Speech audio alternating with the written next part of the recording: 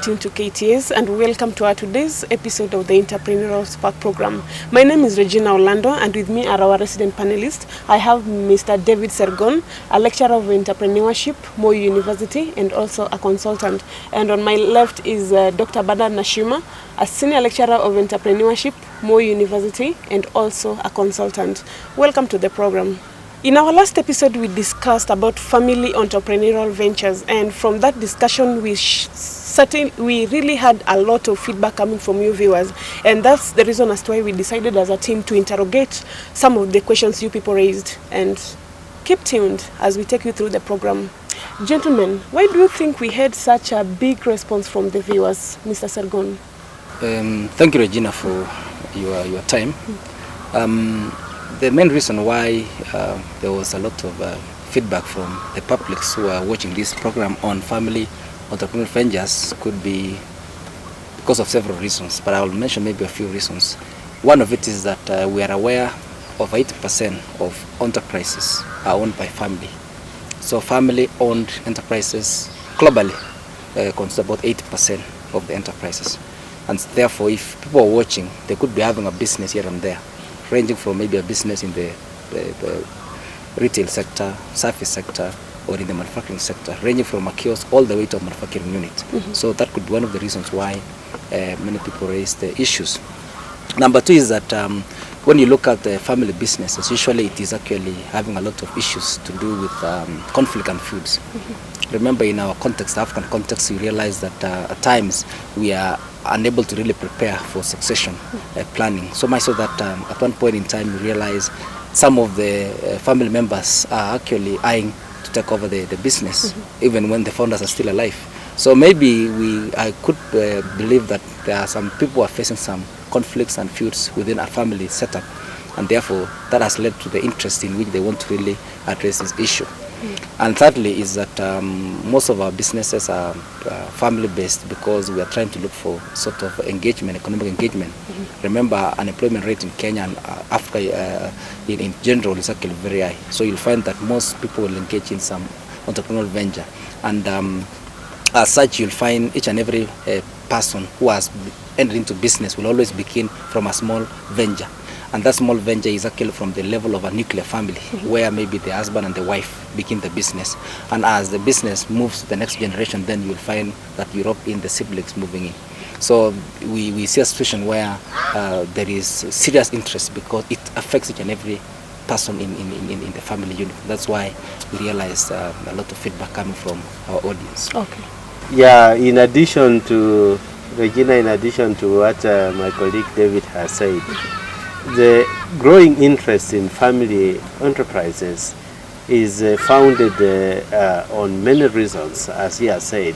And you realize that the family unit constitutes the smallest unit where value, where learning takes place. Mm-hmm. So some of the factors like inheritance constitute critical issues in today's world regarding basically family mm-hmm. enterprises. You have seen even in the media in the recent time that many families are engaging in feuds, in conflicts over the inheritance, and that points to an important aspect. But notably, it is in families where there is wealth. In poor families, there are no feuds. Mm-hmm. So it is about ownership of wealth. Mm-hmm. Again, a growing interest could be due to the desire to maintain family tradition mm-hmm. in providing value to the consumers worldwide. We also have issues of creativity and innovation. There is a high level of creativity within the family unit owing to learning by practice.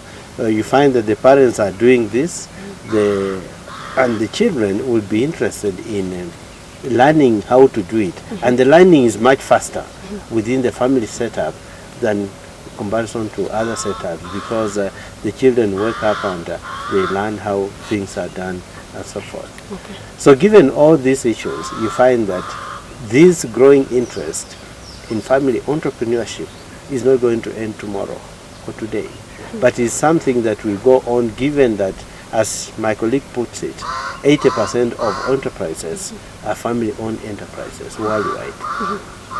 Okay. And Dr. Mashuma, most of the response we had from our viewers were revolving around conflicts and feuds in family enterprises.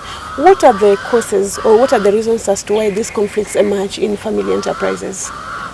The reasons why there are a lot of conflicts in the family enterprises is because of the human nature. You know, human beings desire power, desire control.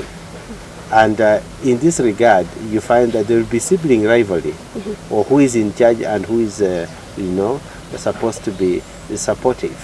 But it all revolves around the aspect of leadership. Entrepreneurs sometimes have the vision, yes, but they do not set up the requisite structures to realize that vision.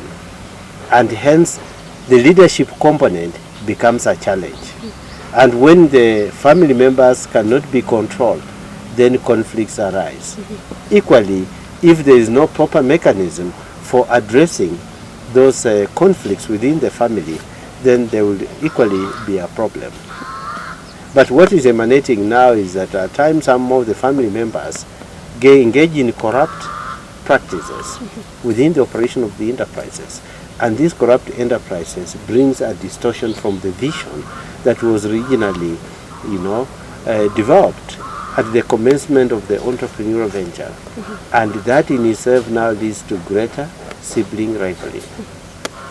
We also sometimes have cases where mediators or third parties come in to color the entire scenario by advising a category of family members on how they can out-inherit other family members. And that's why you find some are taking properties elsewhere, especially when the owner is not providing strong leadership in the operation of the enterprise.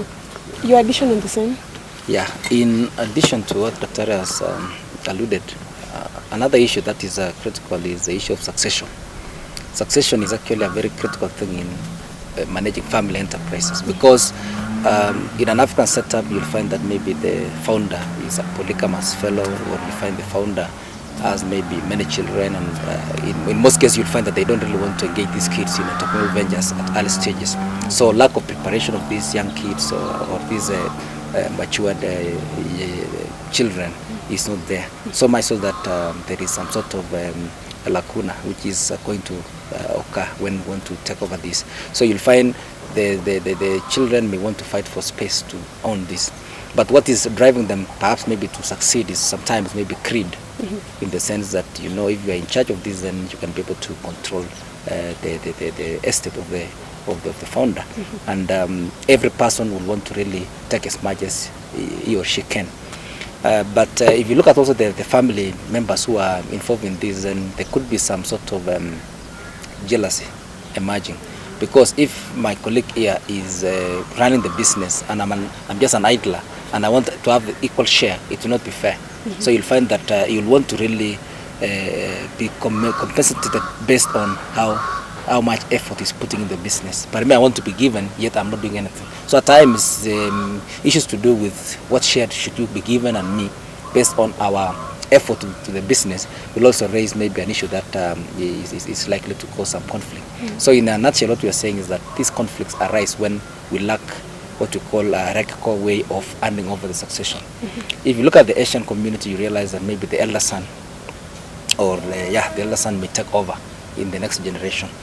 In an African setup, you'll find that there is no hierarchical structure for this kind of succession planning.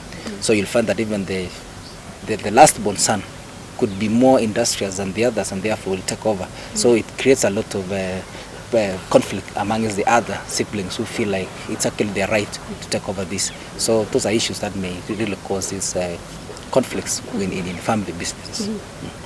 Therefore, Dr. Mashuma, from what Mr. Sergon has explained, how can we resolve this conflict? I think, Regina, when it comes to these conflicts within the family enterprises, the family members require a strategy. And one most important thing is that they must cultivate a high degree of respect for one another and accept leadership that is derived from the family members. But many times you may find that some of the family members who take on the leadership position, probably the firstborns, may not have the capacity to lead other family members. They may be too rigid, and therefore that aggravates the conflict. However, if the family members working in the enterprise are paid appropriately, that will not cause a problem. And those not working should not be on the payroll, because it means others are working for them. Again, the kind of relationship that is cultivated among the family members who are working on the family venture should not be such that they are really talking behind the backs of others and having certain employees who are sycophants in perpetuating the interests of a few family members. We also need to have an appropriate governance structure of who is answerable to who should do what, and that may call for a proper hierarchical structure being agreed upon by all family members, so that some do not feel that by virtue of probably being more educated or being less educated, they have a greater role to play in the family enterprise. But do you think the founders themselves do have a structure of the enterprises? Many times you may find that the original entrepreneurs or the founders may not have a structure. Entrepreneurship is not structured. It evolves. And in this regard, what once a family enterprise has grown to some reasonable level, the family members may get an independent party, like a consultant, to help them develop a structure where none of them will really have influence on how it operates, but a functioning structure that defines really how things should be done. Okay. In addition to what he has alluded, another issue that makes it a bit easier to deal with these conflicts is formation of what we call a family council. Family council is a top-notch unit which really helps deal with issues that arise, so that if we have conflict between me and you, then the conflict will be raised by the council and then resolved, so that no one party is seen to be solving these problems. But as he puts it, when you are dealing with entrepreneurship, you'll find that the business begins from a simple unit of maybe husband and wife, or even husband and then he marries, gets the wife, and then the children will follow later on. But you'll find that the business sometimes may grow till it becomes a huge business. It could be a manufacturing unit, so much so that the competencies of the family members will not be there.